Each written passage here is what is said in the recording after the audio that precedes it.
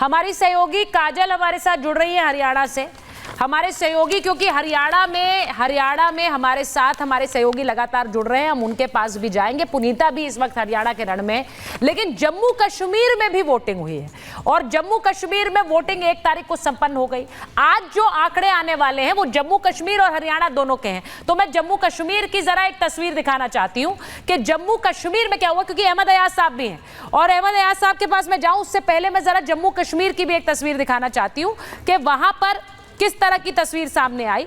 जम्मू कश्मीर में क्या इस बार समीकरण बदले हैं, वहां सरकार किसकी बन रही है, क्योंकि इस बार विधानसभा की सीटें 90 हो गई हैं। 90 विधानसभा सीटें वहां जम्मू कश्मीर में, और जम्मू कश्मीर की कुल 114 सीटें हैं। और 114 क्यों कहते हैं, क्योंकि 24 सीटें पीओके के लिए रिजर्व रहती हैं, तो पीओके के लिए 24 सीटें रिजर्व हैं।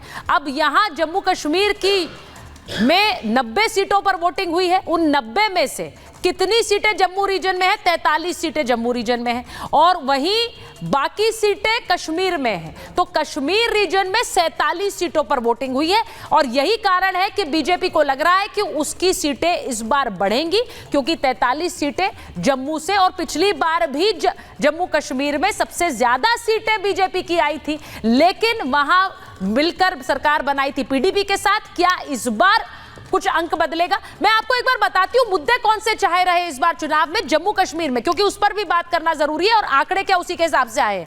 जब योगी आदित्यनाथ वहां पहुंचे तो उन्होंने कहा कश्मीर में तो मौलवी भी राम राम बोल रहे हैं, वो भी आजकल राम राम बोल रहे हैं, लेकिन इन्हें दिक्कत है राम राम बोलने से। राहुल गांधी ने बाहरी वाला मुद्दा उठाया था, उन्होंने कहा जेएनके के लोगों का हक बाहरियों में बांटा जा रहा है, तो बाहरी वाला मुद्दा राहुल गांधी ने उठाया।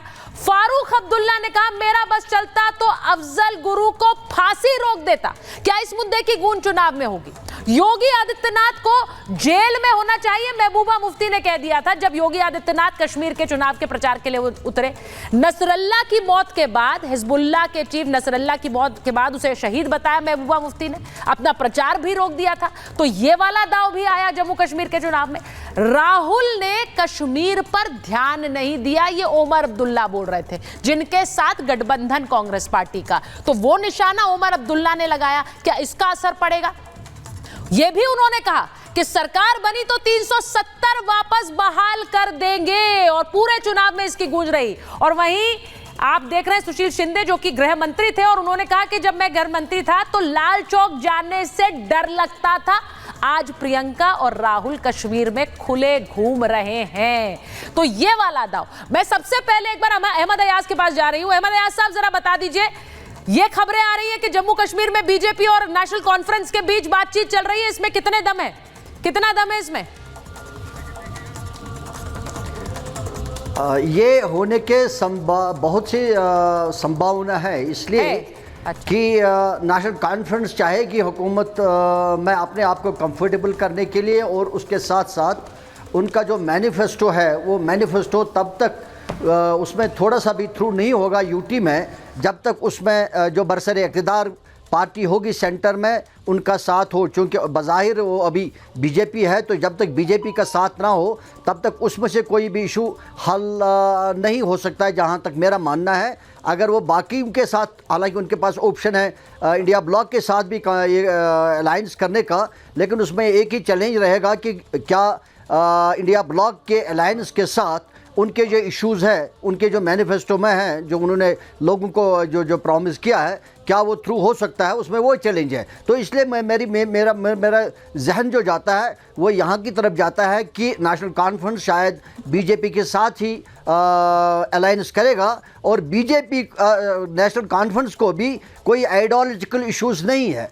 अलबत्ता उनके इश्यूज़ ये रहेंगे कि अगर उनके इश्यूज़, उनके मसाइल जो है जो उन्होंने लोगों को बताए मैनिफेस्टो में, अगर वो थ्रू हो जाते हैं तो मुझे लगता है कि नेशनल कॉन्फ्रेंस और किसी के साथ भी अलायंस करने के लिए तैयार होगा।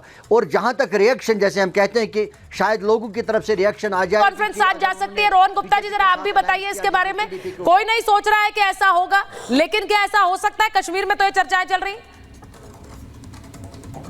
देखिए, मुझे लगता है कि बहुत प्रीमैच्योर है ऐसी सब बात करना, बट जिस प्रकार से चुनाव लड़ा गया, मना नहीं किया आपने, इस चुनाव को लड़ा गया जी, मैंने कहा आपने मना नहीं किया आउटराइट, आपने कहा बहुत प्रीमेच्योर है। नहीं, मना की बात है। देखिए ये सब चीजें, ये कोई ऑप्शन हो ही नहीं सकता है ना, आप समझिए बात को।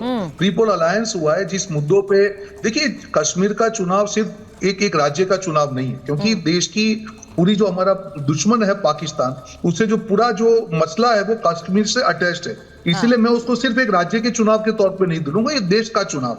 और जिस मुद्दों पे जिस प्रकार से कांग्रेस और एनसी ने साथ में कि 370 हम वापस लाएंगे, पाकिस्तान के साथ बात होनी चाहिए, ट्रेड होना चाहिए, ये मुद्दे तो देश के खिलाफ के हैं। पाकिस्तान के लोग, पाकिस्तान की जो आर्मी है, पाकिस्तान के आतंकवादी जो है, वो हमारे निर्दोष लोगों को मारते रहे, हमारे सैनिकों को मारते रहे, और ये लोग उनके साथ बात करने की बात कर रहे हैं। जिस 370 हटाने के कारण पूरी तरह से कश्मीर में शांति है। 2 करोड़ से ज्यादा जो वहां पे है पर्यटकों ने वहां पे कश्मीर में गए हैं, और वहां का जो टूरिज्म इंडस्ट्री बढ़ा है, करीब 80,000 से ज्यादा युवाओं को नौकरी वहां पे मिली है। तो ये मुद्दे तो जमीन पर है।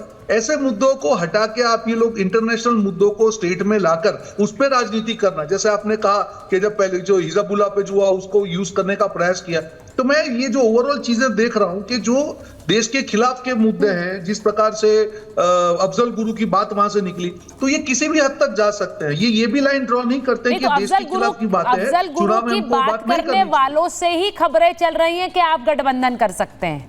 तो मैं वही पूछ रही हूं कि आप आउटराइट मना कर रहे हैं कि वो गठबंधन पॉसिबिलिटी नहीं है, नहीं है पॉसिबिलिटी। ये बात की कोई बिल्कुल तो अजय जी आप लोग सेफ हैं, ये मुद्दों पे कभी कॉम्प्रोमाइज नहीं हो सकता है। हाँ। जहां देश के मुद्दे हैं, जहां पे 370 की बात हो, जहां पे पाकिस्तान से बात कर, ये सब मुद्दों पे कोई कॉम्प्रोमाइज पॉसिबल नहीं। हाँ, तो अजय जी आप लोगों के साथ जो गठबंधन है, लग रहा है कि वो गठबंधन रहेगा। रोहन गुप्ता जी कह रहे हैं कोई वहां पर कोई गठबंधन नहीं हो सकता कश्मीर में उनके साथ। राजनीति में आपने देखा होगा कि अफवाहों का दौर कब से 2014 से बहुत ज्यादा चलता रहता है। हाँ। तो किसी को रोका तो जा ही नहीं सकता, कोई कुछ भी कह सकता है। लेकिन अब के मैंने एक जो महत्वपूर्ण चीज चुनाव में, और अभी जो मैंने कहा कि ना तो कश्मीर में और ना हरियाणा में अब की बार 400 पार, कोई आंकड़ा ना अमित शाह जी दे रहे थे, ना मोदी जी, ना इनके रणनीतिकार, ना इनके प्रवक्ता, ना इनके नेता कि अब की बार 90 में 90 जीतेंगे, 70 जीतेंगे, या कश्मीर में 70-90 जीतेंगे। इसलिए पता है ना कि जनता ने इनको सब समाज याद दिया था। 400 पार का नारा 240 में कैसे तब्दील हुआ था।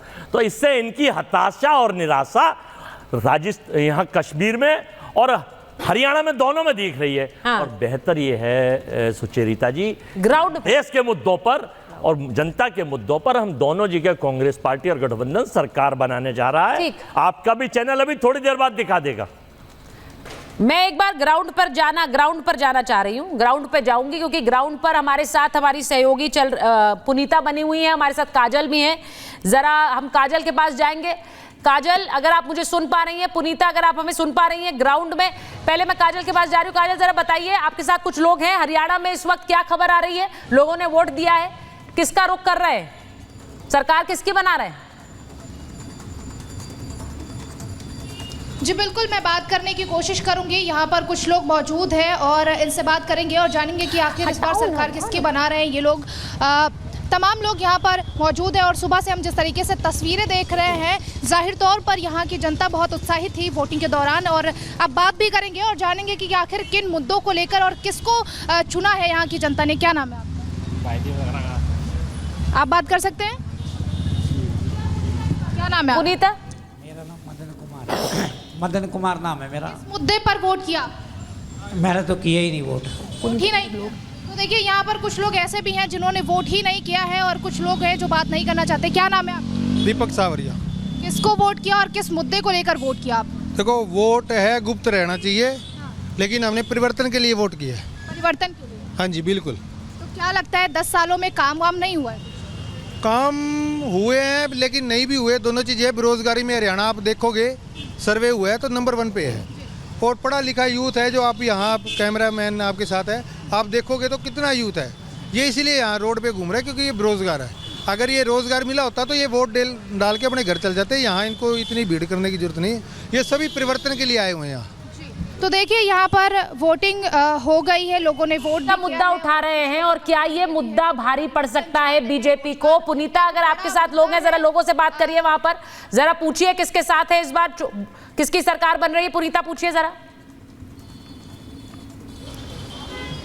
बिल्कुल, चलिए लोगों से ही बातचीत कर लेते हैं। देखिए यहाँ पर लोग जो हैं चाट पकौड़ी खा रहे, चटकारे ले रहे हैं, लेकिन इसी बीच चुनावों की बात भी कर लेते हैं। वोट डाला आपने आज? डाला है जी। क्या मुद्दे रहे?